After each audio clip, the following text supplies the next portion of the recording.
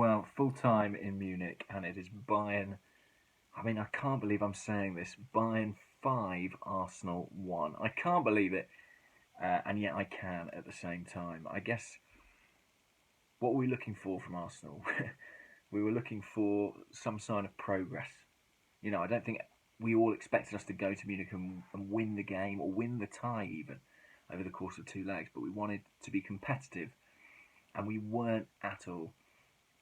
It's tempting to look at the Chelsea game, a game where we were lucky to be in it really at half time, and yet completely capitulated in the second half, and say we didn't learn anything. We repeated the same errors. We were even poorer in the second half this time out. But just citing the Chelsea game doesn't do it justice. This is the kind of thing that's happened again and again and again and again, and it was an embarrassing result.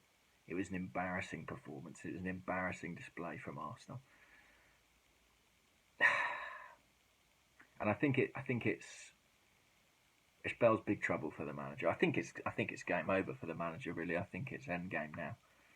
I mean, it's almost to the point where you wonder if would it be the best thing to say, I am going to go.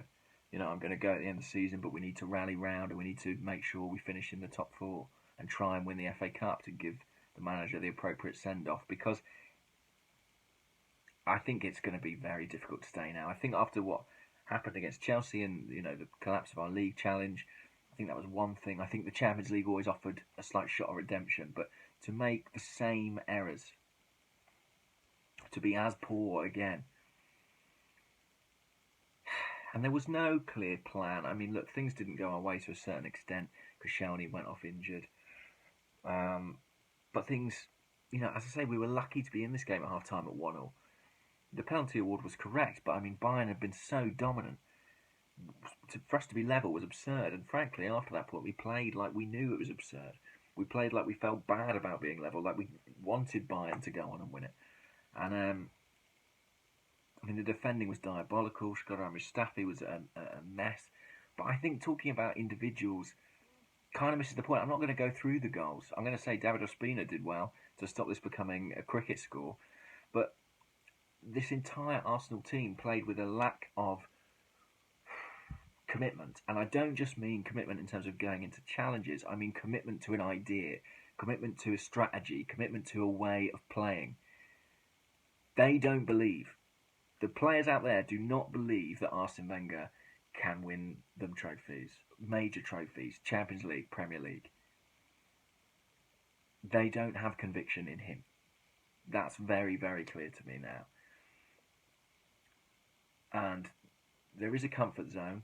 There is a sense of, well, what have we got to lose? It'll just be the same old, same old. The manager's not going to change. We're not going to lose our place.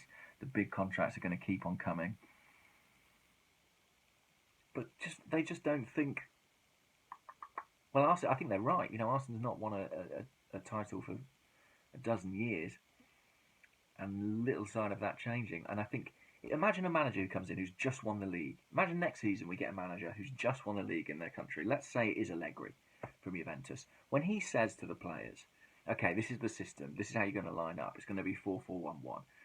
You need to track this man. You need to track this man. I mean, who knows if Arsenal even does that? But when he says it, the players will think, surely they'll think, okay, this guy's won it. He's been there. He's done it recently. We believe he is credible.